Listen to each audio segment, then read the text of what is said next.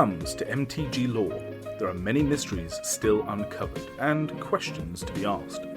Who is the Raven Man?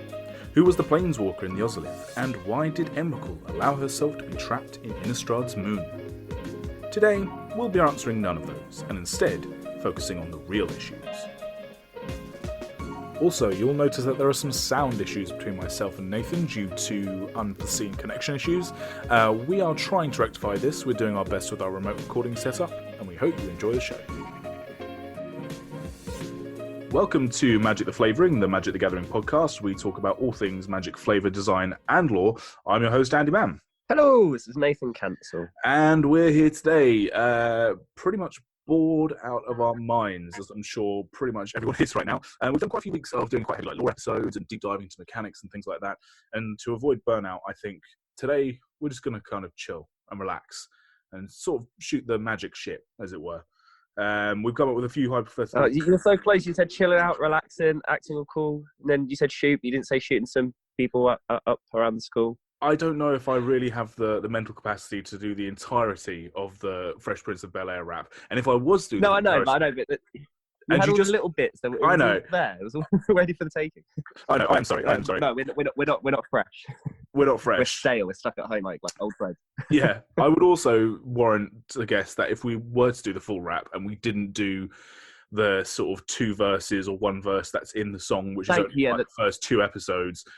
The one where it goes up into the airplane and all that bit. The bit that no one realises. Yeah, because big bit, automatic segue. I work in a karaoke pizzeria, if you needed to know that. But the amount of people that put on Fresh Prince thinking that they are the absolute mutts nuts, and they get to that verse, and I just stand there at the bar just waiting, and I can feel the impending doom, and then it all just crumbles because they're like, wait, there's a second verse? Yes, folks, second verse, and now you're like a pleb. Yeah, so I don't want to do it because I don't know that verse too well, and if I don't do it, and then people like sort of ask us on Twitter going, "Oh, you did the Fresh Prince of Bel-Air, but did you know?" And it's like, yeah, I did know, but can't be doing it. Did you know? So it's more problematic than it's worth, to be honest with you. I mean, honestly, I'd give £5 to anyone that can rap the second verse to me in person right now.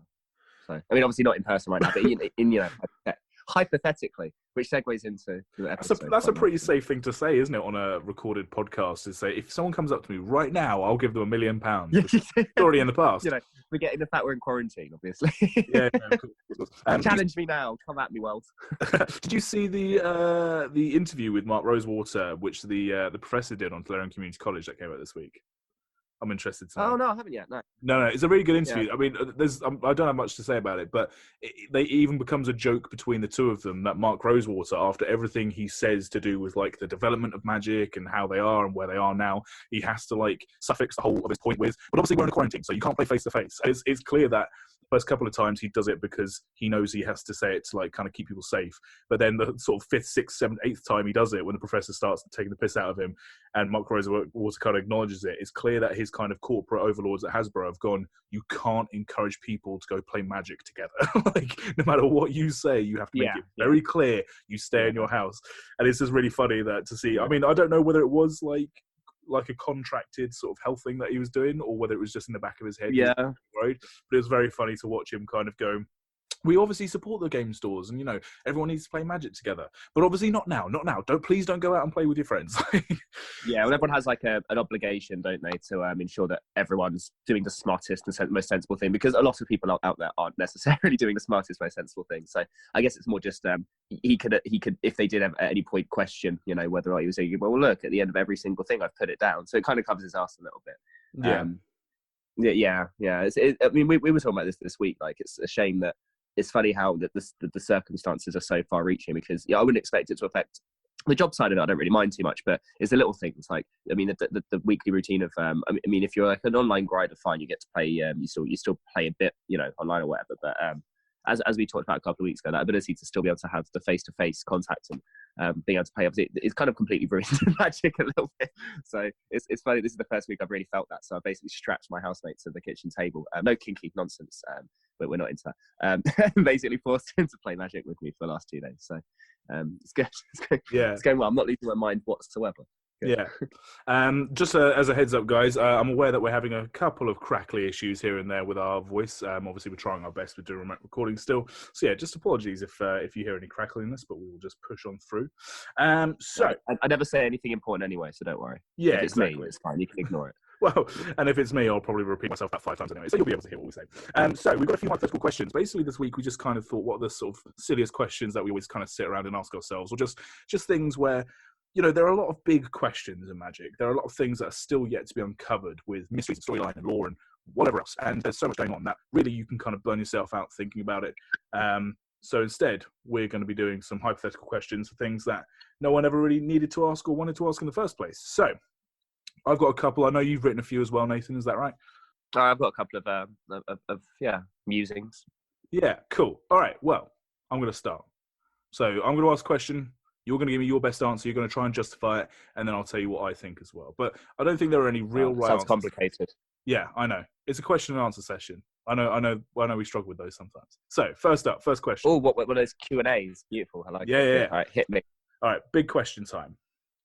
What is the worst plane in the multiverse to end up on after your first planeswalk? So for those of you that don't know, when a planeswalker planeswalks for the first time, it's usually involuntary. So when their spark ignites, and it's usually after some huge trauma that they've happened that causes their spark to ignite.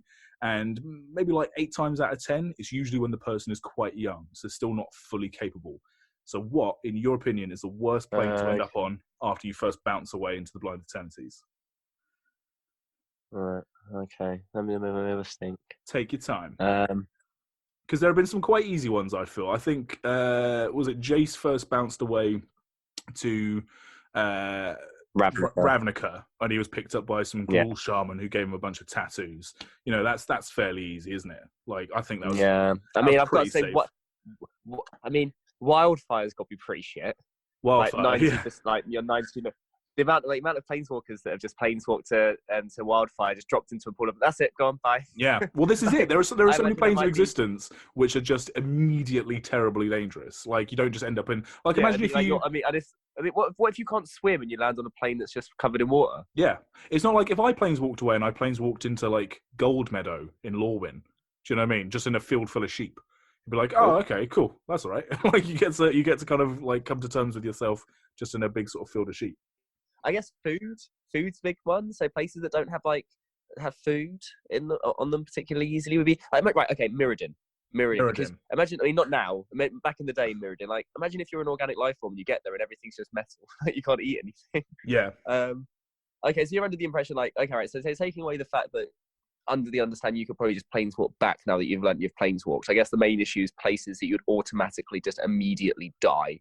Mm-hmm. So Wrath, I imagine the same kind of thing as Wildfire is probably not particularly great. Mm-hmm.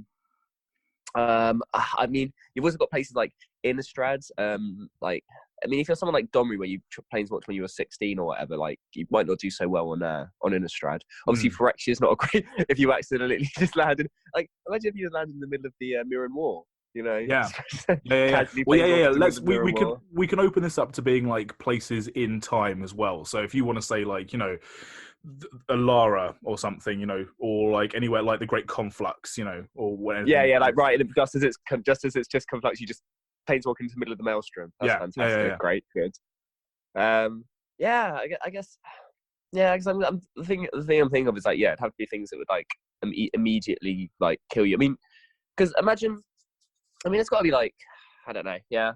Because I can't think of anything else like that'd be really, really annoying. I mean, the only other thing I think of is that when we were talking the other day about planes and we were talking about Equilor and how it's talked about as being one of the furthest reaches. So there is this aspect of time and space between planes. So maybe if you accidentally like, I don't know, something goes really weird, you get flung somewhere really, really far, and we don't really understand the full metaphysics of actually like how you navigate and travel and all that nonsense. I don't know if they're like wormholes or whatever. It's kind of if you get stuck somewhere that's really far away from where you're from. Yeah. Or you're the kind of person where imagine if you're like, because you need to know where you're planeswalking to. So imagine like, I don't know, I'm trying to think of like, if you were brought up in captivity and you didn't really know anything beyond your cage or whatever, or the place that you're in, you don't actually necessarily know where you are. So if you accidentally planeswalked away, would you know how to get back home? because you're not actually going back to Well, somewhere. no, but this is it. This is it. I mean, this is all very true what you're saying, where you need to know how to planeswalk, and like there is a navigation thing, like where Jace, for example, during the Dominaria stories, or catches up to the Weatherlight and he like pinpoints where they are. So there is this, when he's and you slowing can follow down his jet stream, so he's at the same kind of pace. You know, like how skydivers do with their all of this stuff. So it's like but that when he's with the airship. When you first planeswalk away, it's just you just blip out into the blind eternities, don't you? And you just kind of your subconscious kind of grabs onto the first plane, which you kind of can grab onto, and then that's where you end up. You don't have any conscious saying where you go. Yeah. That's about as much as we've been like, as far as we're aware, it kind of just it pinballs you, and you don't know exactly where you're going to go. Well, do you want to know my answer to this question, and then that might inform what you? Yeah, go ahead. Because I didn't necessarily think about the geographical nature of planes, which are just like giant bits of water, or whatever. I thought about like what would be your immediate physical danger that you didn't have the comprehension to deal with. So I said the worst plane to blip to after your first planeswalk, probably when you've seen your like parents be burnt alive by your tormentor and it sparks your spark and you fuck off somewhere, is the war plane of Imistrum. So the plane which is just in a constant state of like battle between infinite armies that are just constantly just going at each other and like trying to destroy each other. Imagine if you just blipped up there, like you're some 16-year-old kid, and you just kind of go, oh shit, and there's a bunch of like Vikings running around on like a thunder planet that are trying to kill you. Like, you know, I think that would be like my worst thing. Because anywhere else, you might, I don't know, it's a good point. Like, what if you just got blipped into the middle of like a volcano on Shiv or something?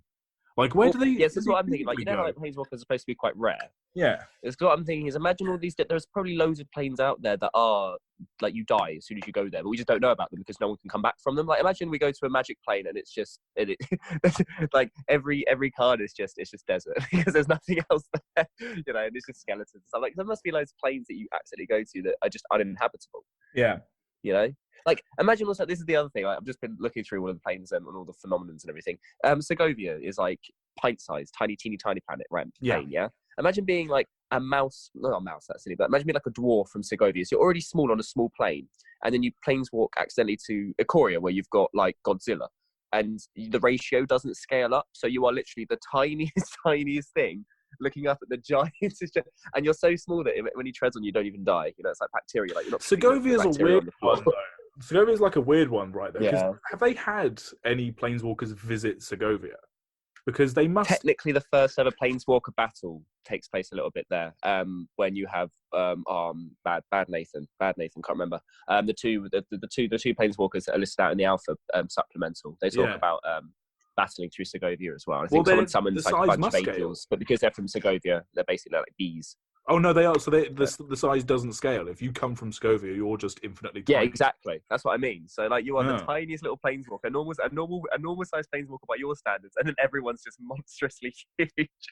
So yeah, that kind of situation. Like obviously, they're not going to create impossibilities because that doesn't work for the format of the. I mean, as I say, they're not going to do a fireball plane because hey, everything's dead. You know, it's not.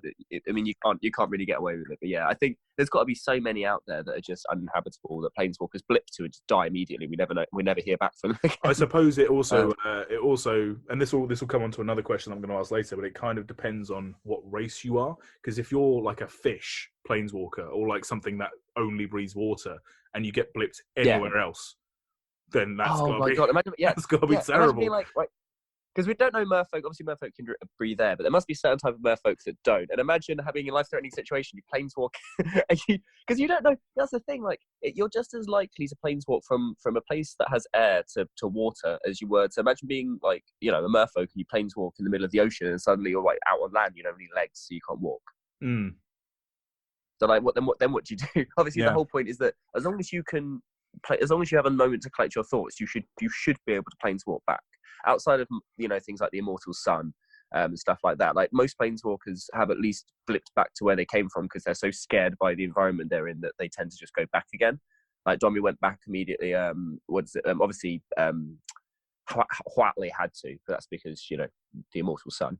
But I imagine that, unless you're immediately dead or you're really, really dumb, as soon as you planeswalk to somewhere else, you should be able to come back again. As far as I'm aware, because the first one's involuntary, unless you're an idiot. But then, if you're an idiot, you're probably not going to last long in the blind eternities anyway. So yeah, you know. All right. We never Okay. hear about the stupid planeswalkers, do we? We only ever hear about these weird, smart, angsty ones. Sure. Or we see ones that in the War of the Spark book just get killed almost immediately, despite them having interesting creature types. Oh, Vioshino Planeswalker, you could have been so good. Yeah, like Vioshino Planeswalker, we heart you. We heart you. All right. Okay. So, all right. Cool. Bit hard to pin down that one. All right. This one's going to be a bit easier for you, I think. Or at least it's going to have more of a definitive answer. I actually asked this one on Twitter. I'm not going to give you the options I put out on Twitter. I'm going to see if you get any of them just off your own back anyway, but then we'll kind of discuss it. So, this is a really important question. This is important to me anyway. Which plane in the Blind Eternities has the best pubs? Oh, this is great. This is exactly what I was going to ask. I was going to say restaurant. Restaurant? All right, let's say pubs and bars. I'm going to say pubs and bars. I specifically asked pubs, but yeah. So in terms of range, in terms of option, in terms of cuisine, it's got to be either Fiora or Ravnica. I'm going to say Ravnica because it has the most it's got the most multicultural kind of aspect to it. Mm-hmm. Like I could imagine Minotaur grog tasting quite nice. Actually, no, that's a lie. Maybe not, because now I'm thinking about it. Where the hell do they grow with wheat for beer? It's a citywide plane. Yeah, because Fiora is based in like Italian-esque kind of thing. I imagine they must have quite decent. And we've seen the marketplace as well, haven't we? Because that goblin and the steel spell from Fiora has besmirch as a marketplace. Besmirch has like tomatoes. That looks like quite nice. Yeah. So I'm going to say that. The only other thing I would say is that obviously in fantasy IPs there's always this idea of dragonfire whiskey and something like that, so I'd want there to be I'd like to be a place where you've got, I'm trying to think, maybe Dominaria. I want to be somewhere where you've got mad wizards that create potions, but like edible potions, because that's essentially what beer is to them. They like think food of it as technology. being a potion of sorts. Yeah, because it would have I reckon the best ones would probably be Fiora. If you want somewhere that's not got like unrest, like the problem with Ikoria, for example, is that they were just constantly in a state of of fighting and battle. Even though they did say about blood wine in a Sundered Bond, so there is alcohol there. Oh yeah, I've got to say Fiora. I'm going to say Fiora. Fiora, so like the Italian product. Yeah. In terms of best place to go and get drunk, I don't know. Like, because it's not about just what you're getting from the pub. It's who you're there with, how lashed you're getting. I was going to say so many other things other than lashed and held back. Yeah, because. Do you want to hear the options that I put on Twitter, and do you want to hear what people said about it? Because we had quite a lot of chat about it. So the 4 options, because you could only do 4. So I put Ixalan as one of the options, Ravnica, Innistrad, and Kaladesh. So my thinking for those 4 options was that Ixalan has the pirate city of High and Dry. So pirates kind of kind of similar to how like Sky Sail was a little bit like yo and a bottle of rum pirate. Yeah, and they'd have good exports and stuff. Ravnica, because you're right, like you jump straight to it. Ravnica's kind of very multicultural. Ravnica is kind of based on Eastern Europe as well, like Prague, and Prague's pretty good for beer and all that kind of thing. Also things like you'd have like the Rakdos cabarets and all this kind of stuff, and you'll have lots of different options there. Innistrad, because Innistrad's got that kind of very classic high fantasy sort of setting, but it's that, every great sort of Hammer horror film or every great horror film that's kind of set in those eras has the sort of monster hunter going into a bar and everyone sort of telling stories of the night creatures and stuff. So I think that's kind of a very pub heavy plane. And the last one, Kaladesh, because I can imagine it's the most technologically advanced plane that we've been to in terms of just outright sort of like we can do whatever the hell we want with technology. And I can imagine they have like loads of really cool. They've got vehicles, for fuck's sake. Yeah. Like I can imagine they have like theme bars, like ice bars and like ether bars and all that. So is that the one plane where you could? Is that the one plane when you could really realistically drink and drive? I mean, like a car, yeah. Or like I'm not saying legally you should. I'm just saying that's one of the few planes where it'd probably be an issue, right? Yeah, sure. Because you've actually got these giant like. Oh, I've just had 6 pints. I'm gonna go into my submersible. Well, except for things like, Dominaria. Dominaria is kind of the cheat for everything, isn't it? But like they have skyships and Dominaria as well. So the kind of the reasonings people give. So Ravnica won out with a 41% of the vote because it's Ravnica and that could win any poll. But a lot of people voted for Innistrad because of the idea of them having the best pubs. If there's one plane in the multiverse where people would want to be able to get drunk in a comfortable setting, and that's the only joy that they have in life, it's probably going to be Innistrad. Because you either drink because it's going to be the last time you drink something, or you drink because you've just survived something. And that like Yeah. there's a lot of farmland, there's a lot of agriculture, and there's like a lot this kind of idea of like the cozy pub and things like Davriel Kane as a planeswalker, like he could go to anywhere in the multiverse to get sort of like wine and nice Lift it up. yeah, but he goes to Innistrad, and I can imagine vampires especially are pretty into nice wine if they're not just drinking blood. I mean, how much blood can they wine. Well, drink? we say that, but I don't think all of that's wine. They can't just constantly drink blood. Like that's no. Well, that'd be like us going to the pub and drinking pints of milk. Like it's quite viscous. It's a meal rather than a drink. So, yeah. I mean, had you not said Ixalan, I think I'd have stuck with my choice. Ixalan seems like, because I'd go for company rather than quality. And the only other thing I'd say is that as soon as you said Ixalan, for some reason it brought up in my head, Eldraine is probably the most likely to have that pub out of Shrek that has all of the Disney characters, like all the different tropes in. So yeah. So I imagine that if you could find a place that was willing to accept both, non-humans and humans, that'd be, yeah. There are downsides to all of them, though. Like I will say, some people didn't pick Ravnica because they said that they would be too easily busted by the Boros or the Azorius. Like there'd be too much policing going on. So actually, you wouldn't want to go there. Yeah, you can't get away with getting fucked up. Yeah, exactly. Okay. On a similar note, then, because this is weird enough, one of the things I said. Best drinking buddy.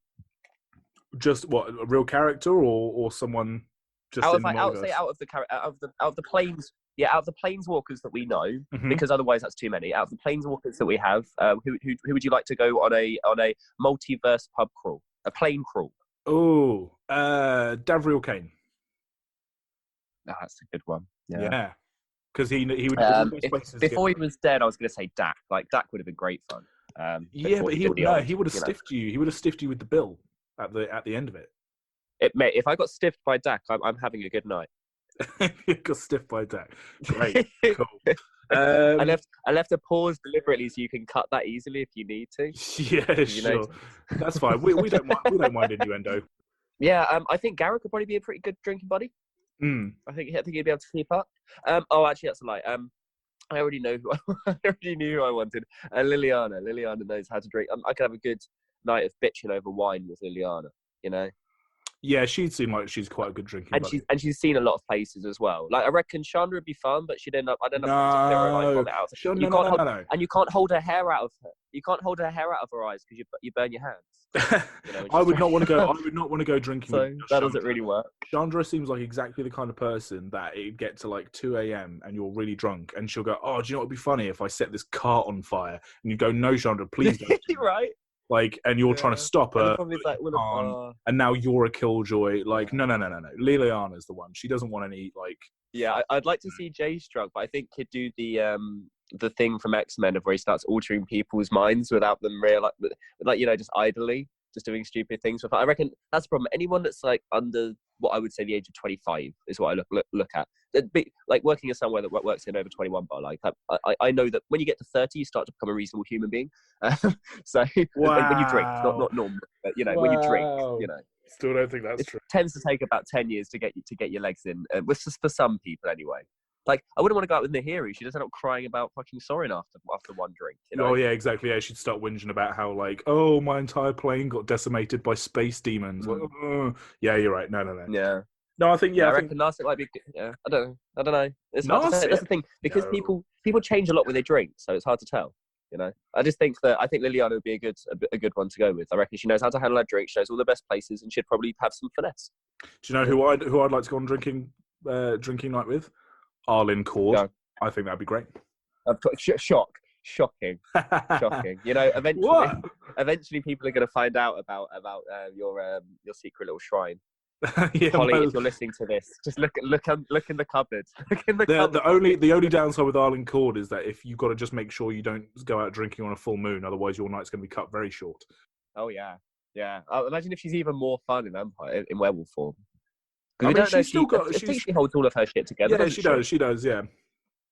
Yeah, she's still pretty with it when she's a werewolf. But it's just I think it'd just be too much. Can you imagine getting peed on by a drunk werewolf? Like it's marking its territory.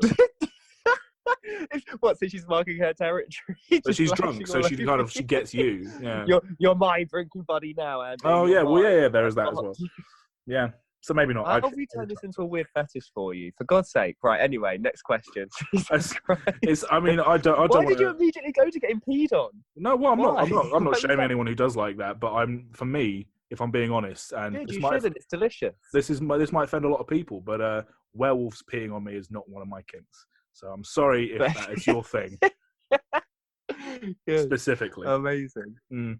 I'm just wondering because, yeah. No, never mind. Again, don't do that. Don't give me headcanon that's inappropriate. All right, let's move on. Well, you've got a couple of questions. Let's hear one of yours. Oh, wait, we didn't say about Xenagos. Xenagos would have been a great fun to take out, wouldn't he? No, for the whole takeover. No. He's the god of revels or whatever. Like, he turns into that. But it's that he'd have, like, organized fun. He'd be like, why aren't you having fun? I'm the god of revels. Keep having fun. I've arranged a scavenger hunt. You're not going by the rules. Yeah, no. No, fair enough. No. He'd be Right, be sat in the corner. He'd be the big I am. It'd be one of those nights where the entire night is warped around your mate's new boyfriend. And you're like, yeah. Like, I just want to have a drink with my friends. And they're like, oh, tell a story about this. No, I can't. No, thank you. Yeah. Oh, someone get out their guitar, guys. Guys, someone play a song. Yeah. No, fuck that. Let's get some B-52s in. Yeah. Yeah, okay, cool. Yeah, fair enough. Cool. No offense to guitars will B-52s, but yeah, what's your next one? My next one. All right, okay. I'll do another one. All right. Well, okay. I did Drinking Buddy. Oh, that's true. You did. All right, okay. Here's another one. You are a competitor in the arena on Kylum. So this is the Battlebond plane. You are a human, so you're just you. But what race of creature do you want as your teammate? Why do you keep doing it? Do you know what my next question coming up? Bonding, if you could, across any plane with any animal. So good. We're just asking the exact same questions. This is Battlebond specifically. Right. So obviously, there's just the parameters of Battlebond for people who, because not everyone played this set and kind of missed the storyline on it. It's kind of it's like a battle royale plane. So the arena is like a gladiatorial arena, but no one dies. The magic is there to make sure it's non-lethal magic. So it's basically just giving wizards and mages and warriors carte blanche to do crazy things without actually killing anyone. So you're not actually going around trying to murder people, but you are trying to kind of win this big battle royale. And people are kind of, hooked up together in pairs, so it's teams of two, and generally speaking, most teams are of different races, although things like the Kenrith twins are both humans. But yeah, so you're you, so you're a human. You can be a warrior, a mage, or whatever, but what race of creature in the multiverse would you want as your partner on Kylum? I am going to go a little bit out of left field, because I mean, I like the idea of having so that the couple from Sundered Bond, the big white cat and the human, that was a really good bonding pair. I like that a lot. I'd go something crazy. I'd go. I'd have an automaton, like a construct, an automatonic construct, and it'd be kind of like Iron Man, of where you kind of gunned them up. You go kind of gun them because you don't really see many. You don't see many. There were no vehicles or anything in there. I think partner with like a mech suit, that'd be quite cool. So you could have like wanting to be. You could have like a golem, couldn't you? Like a golem creature from like Mirrodin or something like that, or like a Kaladeshian sort of, construct. Yeah, exactly. And that's exactly the kind of thing that Jani's wearing in the Kaladesh story. That kind of thing. And you can fight as two, or you can combine into one. Okay. So I'd still have abilities and still be able to hold my own. The mech would be able to hold its own as well, but then if we needed to, we could fuse into one and then combine our powers. Is the rule on Kylum that both of you need to be separate sentient entities? So we are at the beginning. Yeah, but the whole point is you can then combine together. So I don't think it matters. Okay. I would hope not. Anyway. Right, you could throw me the Kylum rulebook and I'll throw it back in your face. All right. Yeah, I mean, beyond all of the kawaii, really cute, amazing animals that I could think of that I'd love to have a really cool, close bonding relationship with. Not that I'm brooding over not having a pet at the moment, Andy. So thanks for that. Every day I'm just looking at these stupid puppy or cat fucking videos, and I'm like, I could just get a pet. I've got money. I've got no time. I've got all the time. Nothing to do. I might just get a bloody pet. So I don't know. I'm going mech suit Iron Man. All right, okay. I went for ooze. I'd have an ooze. Ooze? An ooze, yeah. So a little bit like Pier and 2 thing. Sort of, yeah. I guess. I think I'd have an ooze from either Ravnica or from Innistrad or something. Because the whole point about Kylum's battle arena is that you never quite know what you're going to get. Like, it could be any kind of terrain, you could have any kind of like opposition or whatever. And I think what's probably the most resilient single entity in the multiverse as far as a creature goes. And obviously you can get like demons and angels. Squeak, goblin, the bob. Yeah, but I didn't ask. I'm not saying what one thing is the most resilient, like as in a person. Because I could just, oh fuck it, just then like, you know, anything. Like, all right, Emrakul. I could have Emrakul as my partner. There you go. I'm like, could you imagine? And Emrakul goes, I don't remember agreeing to this. Who penciled me in for Karen? Karen, I swear to God, you are the worst PA. I'm going to fire you. Get out. Yeah. Sorry. Sorry. Emrakul has a PA called Karen, apparently. Mm-hmm. So yeah, I'd go for an ooze. I can feel your disappointment. Why does Emrakul need a PA? Why does it have to be Karen? This is how they got out, because she just wasn't doing her job properly. Isn't I don't know. For me, it was the idea Jace is Emrakul's you need to try and call in to schedule. You need to schedule in a date to you need to check with her schedule. You know, make sure she's available. You know, she might have some stuff to do. She's probably, you know, stuck in the moon for the next few months. Quarantine. Emrakul quarantined before we did. You noticed that? Clever. She self-isolated. She did very, very early on. She knew what was coming. Okay, so yeah, ooze, because it can basically kind of adapt to any situation. Well, yeah, and like, you know, I kind of find it weird that people in the multiverse can fight oozes. How do you fight an ooze? Like, you stab it, and it just set on fire. I mean, I guess acid would be pretty decent. I guess it depends on what it's made out of. I mean, the only like, things we don't know the biology of different oozes. Is it like, do they have? Is it like single cell organisms, but on a larger scale? I mean, we don't know, Andy. We don't know these answers. Well, exactly. This is it. This is what I'm saying. So freeze it, I guess. Oh, you could freeze it, because then the gel. Yeah, but you could freeze anything. You could freeze anything. Like, I'm saying, all the things that would affect an ooze would affect anything else, but it's also got the benefit of not being as effective then. Well, maybe not, but then I'm there as well, so I can help it out. But you also can't go up an escalator without getting stuck. So there are downsides to being an ooze. What? like you know, if it goes up an escalator, it's going to get stuck at the, you know, that little bit where your shoelaces can get stuck in. Like, being an ooze would be really annoying. You can't swim. How do you get over water as an ooze? How many escalators are in Kylem's arena? I don't know. I don't know what the new update was on it. I know they had some new funding. I'm gonna spruce everything up. I'm gonna suggest that. Do you reckon it's the kind of place that has like a microbrewery on site? All that. Has elevator music playing in the background. It's like a mall, basically. No, I don't think it's got a microbrewery. I think it's got like a horrible like slushy machine. Like there's someone selling like ice chips with like, you know, flavorings like. Yeah, which is perfect to put oozes in, because it cycles around. See what you get, ooze shakes and things like that. Do you reckon there are edible oozes? I think everything's edible is that not considered okay? I think everything's edible if you kind of go for it. What do you mean, edible ooze? Well, I just like this idea of where you have a buffet and it's just a different colour. There's loads of different coloured oozes sat at the ends, and it's all the different sauces. You dip your spoon in and take like a splodge of a different ooze depending on what flavour it is. That'd be quite like, because I mean, I woke up to takeaway last night's Chinese takeaway, and the congealedness of the sweet and sour sauce did remind me a lot of an ooze. So I'm just thinking now, you just go up, you have a ketchup ooze and a mayonnaise ooze. You just go up and get a spoonful of them. Good. Great. I like this. This is good. What's funny is this has kind of led on to my next question as well. And what I was originally going to go for was a hypothetical of what race do you reckon has like the highest mortality rate or the lowest mortality rate. But what I actually instead mean, what race do you reckon has the worst inherent health problems? Oh my God. So imagine from the point of the news, can it get like, you know, like bronchitis and stuff like that? 'Cause it doesn't really have lungs. Like, what other problems would an ooze have? Do you reckon, like, in terms of like, imagine being an ooze doctor. Like, but then I mean, imagine if you're a veterinarian, because you never find hospitals or anything. We just have healers, don't we? But imagine being a healer in Ravnica, because you've got all these different races. They all have different biologies and that kind of thing. Which ones do you reckon have inherently the worst, like, you know, way to fix themselves if they get sick? Fucking zombies, dude. Aren't they the solution to the problem of death? No. Isn't that the best healing? No. Wait, and that's not really a health problem. They don't care. Like, I think one of these things, like, you know how like zombies are like always wanting to eat, but also they're decaying. If your bottom jaw's rotted off, how do you eat? You can't chew anything. You just force it down your esophagus. You just push it down your throat hole. Nathan, if you're asking me a question about which creatures in the multiverse have the worst health problems, and your justification for zombies not having them is because they have jaws that can fall off, I think you've answered your own question. Yeah, no, but living things then, living things. Not talking about things like, gods. I don't think Heliod can get a cold. So so realistically, taking out the things taking out the creatures that have literally been brought back from the dead. What creature types do you reckon have the hardest like problems?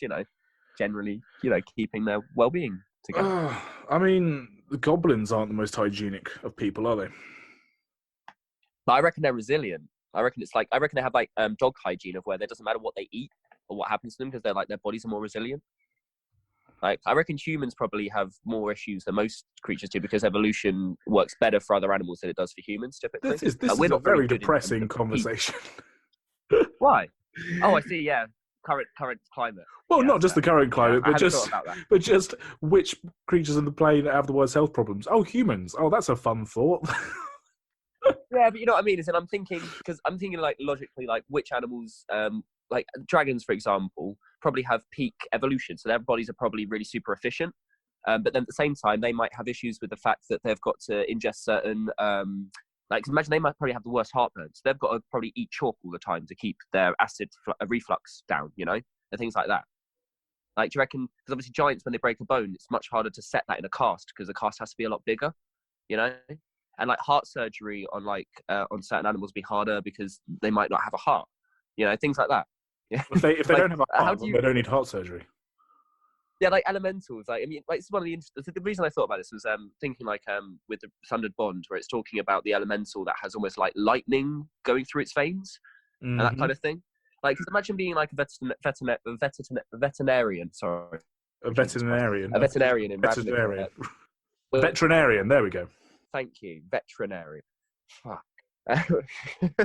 Jesus. So imagine like being a veterinarian on Ravnica where you could bring like literally anything in and then you're kind of stuck going like, because obviously different anatomy for like even little things, nagas as opposed to the snakes from Kamigawa, for example, their anatomy is completely different.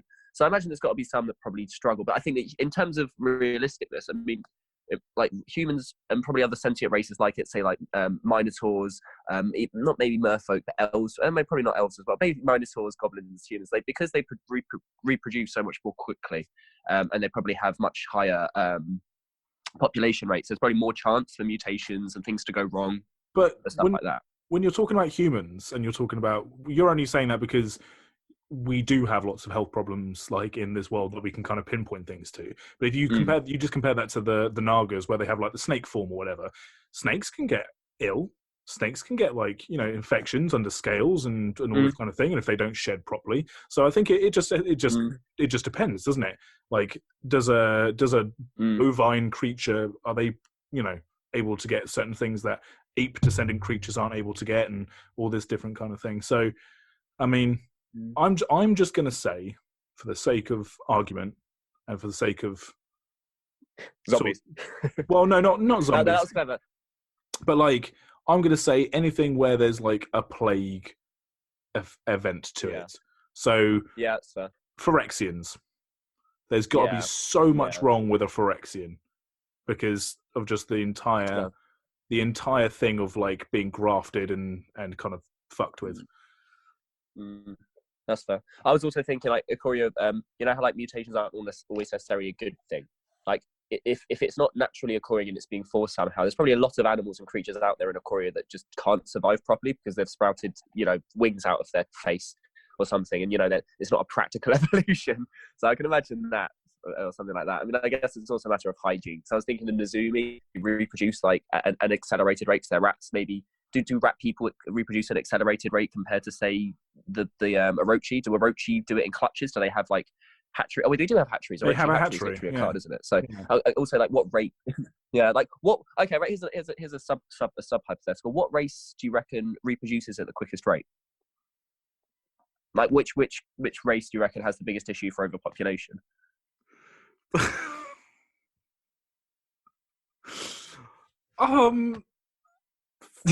Fucking fish people. Yeah, probably right because there's always a bigger. There's like, because I'm thinking insects. Imagine if you have, so do the crow, for example, in Ravnica, because insects tend to be big and have larger colonies, usually because they're smaller, so it works out, in terms of ratio. But do you reckon the crow reproduce at the same kind of rate that, say, cockroaches or other insects would? So there's like swarms, massive fuck off hives of them. You know how they say like there's like I can't remember what the ratio is, but how many ants to every human in the world? Imagine that, but crow to humans in Ravnica. That'd be crazy. So I mean, obviously that's not something they're going to talk about. But why are all your questions about like how things deteriorate? Like what's overpopulation? The last question was about reproduction. That's the opposite of deterioration. That's generation. Yeah, but you're saying it in terms of overpopulation. Well, who do you think reproduces the most to the point where their society can't handle it anymore? I'm imagining something like Ravnica, unless they had a way to stop people from reproducing ad nauseum. I mean, it gets to a point of where if you have all these different races and all these different species that have the ability to reproduce at different rates. For example, like dragons, you're making maybe one dragon every 1,000 years. If you're like, I mean, we don't get into like the reproduction and that kind of thing. But I'm pretty sure, like, say, for example, the crow would reproduce at a much more accelerated rate than any of the other sentient races on Ravnica, just because of the way their biology typically works from what we understand from Earth. So I imagine, like, there could be billions upon billions of crow underneath Ravnica, whereas there's only, say, 1 million humans or something like that. You know what I mean? So I'm just, and this is what I mean about hypotheticals. It's about taking, like, things that we definitely won't get many answers to. But, like, every now and again, they mention, like, coffee or something in a story, and suddenly it becomes much more real world. As soon as they do that, and they do things like D&D for Ravnica, like, you've kind of got to take these into account, because then you kind of can start to make up the metaphysics of the plane for yourself. And especially when you're doing campaigns and stuff, you might need to know the answers to these. And there might not be questions that people have necessarily thought of. I mean, yeah, okay, it's horrible things like disease and overpopulation. Maybe the way I'm wording it isn't great. But I like to think about these things because typically we're not going to get an answer. Like, and again, I think it's quite nice to at least muse the potentials of it. Because, again, I would think that, I don't know why insects produce at a quicker rate. Like, or say like rabbits, for example, produce that. But I think the Nezumi would be in greater populations than the Moo folk on Kamigawa, even though rabbits probably reproduce as quickly as rats do, if not quicker. But they're not actually rabbits. No, I know. No, that's why I mean. That's why I would have assumed the Nezumi, because the Nezumi seem way more like rats. But if they have the sentience and the understanding to know that you don't just reproduce ad nauseum from, because I guess it's taking out the natural selection thing, where most animals just reproduce because they have to, and otherwise they won't survive. If you've got sentience, you know that that's not necessarily as much of a thing. So maybe at that point, then you don't just fuck like rabbits all the time. I don't know. Musings, hypotheticals, Andy. Cool. Next question. Go ahead. Which equipment card would you want in your life for real? What would be the most useful equipment to actually have in the real world on Earth now? Trusty machete, obviously. Okay, right. In terms of practicality, are we talking about things that I wouldn't be able to wander around with that wouldn't immediately get me arrested and questioned by the FBI? This is exactly what I'm asking. What would you? Grappling hook. You want a grappling hook? How would that benefit you? How would that benefit you? Because I've got blonde hair. I put on a green hat, and I literally link the fuck out of everything. I just hook shot everywhere. How would that benefit you in your day-to-day life? How is that not benefiting me? I don't understand how that's what can you who doesn't want to link everywhere? What can you not do now that would be beneficial with a grappling hook? I could like I don't. It's a proper grappling. Like, if it's not just like a typical grappling hook we have here, and I can use it like link, then yeah. What I'm asking is there anything which you can't achieve now that you could be able to achieve with a grappling hook that would actually be beneficial for your life? That's why I'm asking you. Like, what? Yeah, no, I appreciate that. I'm saying, if I had a trusty machete. Yeah, what would I do with a trusty machete right now? There's not. But you don't have to pick a trusty machete. You've got every card. That's why I chose grappling hook, though. Oh my gosh! I chose grappling hooks. I want to go. I want to link around. I want to shoot around. I want to hook shot everywhere. That is off the top of my head. I so imagine, Argentum armor. Argentum armor. Every time I come at someone, they instantly disappear and get destroyed. Yeah, great, awesome. That's not going to get me arrested.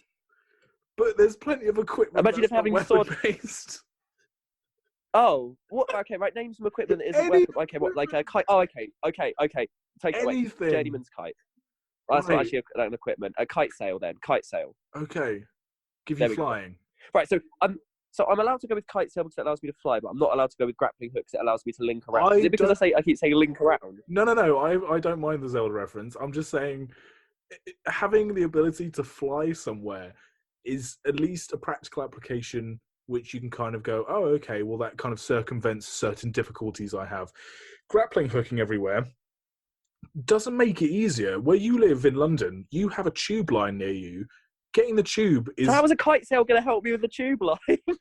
Because you can go... What am I supposed to do? Fly down the underground? No. What my point is, if you let me fucking finish, is that getting the tube is far easier than you grappling hooking across London's skyline to wherever you need to be. Like, that doesn't help you. Whereas just being able to fly somewhere at least gives you the ability to circumvent any issues generally. You can pick the grappling hook. I'm not saying the grappling hook is off the table. What I was just asking you is that of all the cards of Magic which you can have practical applications for, you went for one which is so impractical for your day-to-day life. That's all I'm saying. So what I did, Andy Man, is I tried to remember. I remembered every single equipment in the entirety of Magic. I catalogued them, broke down, had justifications for all of them, and that was my final answer after years of research. Okay. Do you want to hear my two? Oh, that you've had time to think about because it wasn't sprung on you at last minute and then critiqued. Yeah. Go ahead. The first one is the Blade of Selves. So no more Andy Mans. We don't need more Andy Mans. Well, no, this is my thinking, because when I was thinking about this question, I thought, oh, Helm of the Host, because then you can make multiples of yourself and you can get all your tasks done and you can hang out with cool people, you know. But then they stick around with Helm of the Host. They don't go away. And I thought after a while, I'd get really sick of having multiple me's around, because what if one of them suddenly turns bad and like I can't claim that that's not me. Yeah, it's also written on the card that the copies aren't as legendary as the original. So if they're not going to be as good as you and be a half-assed version of Andy Man, I'd rather not. Yeah, exactly. Whereas they stick around. Yeah. Every time you do, is it also right? So when the attack clause on it, does that mean anytime you do anything, there's another Andy Man springs to do it for you? What, with Helm of the Host? Yeah. Because what's the attack trigger? Hang on, let me. So anytime you go to perform a task, you get another one of yourself spawned automatically. I didn't necessarily get to do it. I didn't necessarily bring it down to an attack step, because I rarely attack things, at least physically. So it says at the beginning of combat on your turn, create a token that's a copy of a quick creature. It gains haste. So you don't have to do anything with it. It doesn't have to attack. Which is, so with the Blade of Selves, my thinking with Blade of Selves is every morning then. Yeah. With Blade of Cells, it gives you Myriad, doesn't it? Whereas, so I thought, that'll give me a temporary buff. So if I need to get the housework done, or if I need to go shopping, and I'm at the front of the shop, and I go, right, Blade of Cells, activate, and I get like a little split off of like 4 different Andymans that run off, and they go and collect all the shopping, and then come back and give it to me, and I'm Prime Andy Man. And then they all disappear. Yeah. So like a Me-Seeks box, basically. Yeah. Yeah, because I can imagine with Helm of the Host, it's almost like 6 a.m. There's a new Andy Man every day. Eventually, someone's going to have to stop you because we can't just have a new Andy Man every day. Which me would they have to stop? They have to stop one of us. Yeah, that's fair enough. Okay, for the kink purposes, Basilisk Collar. Oh yeah. You're very horny today. Are you all right? How am I right? So right. Okay. How is that? That's the first. Wait, what's the first thing I've kind of gone for? You've said the fucking like rabbits was for science, and then there was one earlier on. Fetishes don't have to be sexualized. Fetishes can be completely outside of sexualization. Oh, you also kink shamed me for being peed on by a drunk Alan Corden werewolf. Right. So, you're telling me I'm being horny, and you're the one that brought up being peed on by a werewolf. That I didn't say it in a kinky way. You made that jump. The pause was beautiful. I'm looking through equipment. I think that's the best I've got. Okay. Do you don't want anything that's going to get you into too much trouble? Well, shall I give you the other one? Actually, yes. Okay. Oh, you got a second one, haven't you? I've got a second one. Cool. Go ahead. Bag of holding. That's not an equipment. It is, isn't it? No, it's not. No, it's just an artifact. Oh, well, all right. Shame on me. Okay, fair enough. It looks like I'm it should imagining. Be Imagine running around with Dragon Throne of Tarkir. Every part you go to, you just plonk it down and sit on it, and you're like, "Yep, I am queen." This is great. I like hypotheticals. I'm just thinking of the most ridiculous things. I mean, if you run around with an ember cleave, someone's eventually going to stop you. You know? Yeah, I was thinking. I imagine running around the road with a fire shrieker. You've got this baton that just screams fire at everybody. Yeah, any weapon which is like outwardly offensive, like or used literally for a combat purpose, I think you're going to get stopped somewhere. I mean, you could have like Mask of Memory would be quite good. Like you pop it on. I've got another one as well. Yeah. Yeah. Fleet feather sandals. Flying in haste. Flying and in it looks haste. like the Apollo, the wings that Apollo has. Oh, And the since I want Hermes that as a boots. tattoo, Hermes boots, yeah. yeah, exactly. Since I want that as a tattoo, I kind of have to go for that as my equipment, I suppose, because you kind of get away with it. It's not aggressive, and imagine it allows you to fly. I mean, it gives you flying in haste to be quick and fly. Yeah, that's all of the benefits of Sky Sail, but you can actually use them on the underground as well. Boom. Yeah. No more escalators for me. Flat There you down. go. Boom. Cool. Much more practical for your everyday life than a fucking grappling hook. God, it's just right. Screw you then. Grafted exoskeleton. That's it. I want to be pain. I want my existence to emulate how I feel on the inside. Well, I was thinking something like cranial plating. What would be considered an artifact in like the real world? So if I had cranial plating on my cutlery drawer. Yeah. You just carry around a bunch of just bring your kitchen with you and you are powered up, mate. Yeah. Yeah. Just any old knife that's lying around. Or just like you're just a bunch of keys in your pocket. You're all buffed up. Yeah, you walk into Matland or something. Your power just goes over 9,000. That's good. Oh, you have to control them. See, every purchase you make, you get a little bit stronger. Yeah. Okay, good. Okay, fantastic. Right, have you got any others? No, we've got time for one more. What's one of your ones? Yeah. Okay, mine's completely on the other side. It's a bit more, I guess, I don't want to say serious. I was going to ask you what wedge or what shard you were, but I mean, that's a bit too bleh. If you could remove one colour and assimilate all of the mechanics of that colour into the other 4 colours, which would it be? Like, which could you justify assimilating the mechanics of that colour into? White. White. Okay, I said red. Oh, that's not bad. Strangely. So my reasoning because the thing about red... Go on. No, you go on. Yeah, go. Okay, so my reasoning for... No! Go ahead, fuck off. My reasoning for white is that one of white's biggest criticisms is that it kind of does what everything else does. So it's, things like keywords or creatures or tokens or whatever else. And you could easily filter in a lot of the more sort of control-y aspects of white into blue. You could easily put the more token aspects of white into red and green and so on and so forth. Life gains black. Yeah. Wrath of God effects are black. Yeah. Creature side things would be difficult. What would... Because I'm trying to think, like, what out of white would it be losing that wouldn't work for other colours? Because anthems work for green. Because the way I look at it is that white's kind of halfway between... Obviously, it's in between green and blue on the colour wheel. But obviously, you've got the creature side of it and the community side. I can imagine the community side coming more into the green side of it, that it cares more about wholesomeness rather than just wild freedom. Because obviously, we had to take into account the demographics as well, the psychology behind it. Because the way I looked at it was that red's, because we've talked about this a few times about how red feels more like an emotion, like a state of mental being, rather than, I don't necessarily think that everything just because it's a fire thing should be red. But because of the way that we've got the conventions of the game, obviously anything fire related will be red. And I think fire should be kind of like with the Teamer on Tarkir, of where anything that was natural formation is green because it's kind of a natural thing, like typhoons and hurricane, and hurricane's a green card, for God's sake, it's not a blue card. So the way I was looking at it was that red's kind of like an emotional state. So all of the damage-based stuff, you can move into black.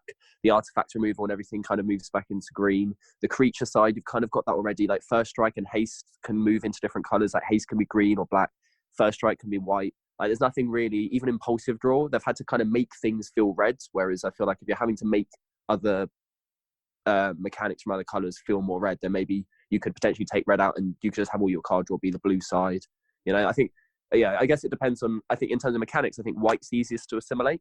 I think in terms of ethos and ethic, I think red's the easiest to assimilate. Yeah, personally. That's a good choice. If you know what I mean. Yeah.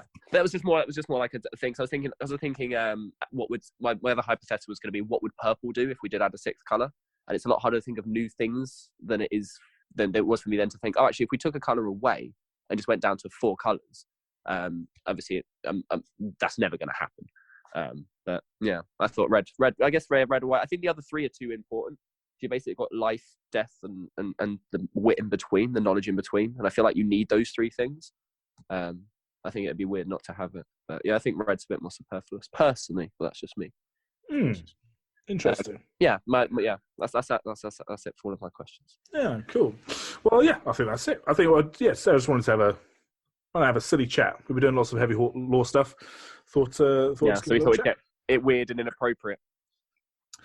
You thought you'd get it weird and inappropriate. I was being You very literally inappropriate. started the episode asking a werewolf to pee on you. I just need to keep pointing that out to the listeners. I don't understand how I'm the one coming off badly here. I didn't ask for a wee werewolf to pee on me. For a wee wolf. A wee wolf? A wee wolf? Oh, that's amazing. Is that what they call it? Great. Sorry, that's fine. You've lost me. You've lost me with peeing werewolves. Yeah. Everyone has to But point being, folks, despite all of the seriousness that's going on at the moment, please don't be afraid to have fun. Still keep having fun. Doing this stupid thing, just call up a mate and have a stupid conversation about something, and then record it and force it up on other people. Absolutely. And we've been asking a lot of these questions on Twitter as well, at least a lot of the ones which are kind of maybe might have more definite answers as opposed to sort of more spurious ones. So guys, if you do want to get involved in conversations like these, I stress like these, not these exact conversations, because that would be terrible. That'd be terrible on Twitter. Yeah. Then do hit us up on @mtflavouring. We've been having quite a lot of fun on there. Emails go to mtflavouring@gmail.com. My personal Twitter is @AndyManface. Nathan, yours is? At the Fox in the Moon. At the Fox in the Moon. We're going to be kind of moving away from Ikoria in our next few episodes, guys. So we are going to be doing more general episodes. If there are any subjects or topics that you'd like us to cover, all of those social media links you'll be able to sort of hit us up on there and give us suggestions. Support us by following us on the Twitter as well and by saying, hey, we'd love to hear from you. And yeah, as Nathan says, like, these are pretty crazy times. So if you need a little bit of sort of self-care, if you need to kind of get your head straight, then feel free to reach out to the people around you and just have a silly conversation. I'm sure they would also appreciate it as well.